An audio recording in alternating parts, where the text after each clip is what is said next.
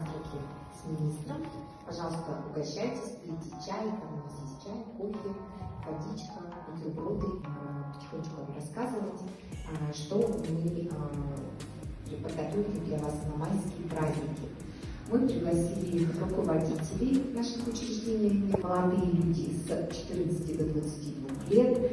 У нас в республике таковых ребят фактически проживут за все время работы Мышкинской карты 104 480 билетов.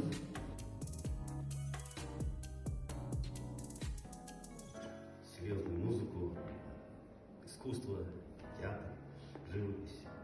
Вот, механизмы, как это все будет работать. Но сейчас потихоньку все это уже навили руку, можно сказать, да.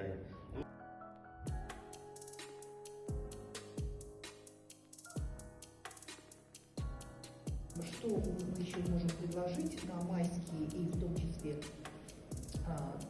это, во-первых, еще продолжаются экскурсии в музей декабристов.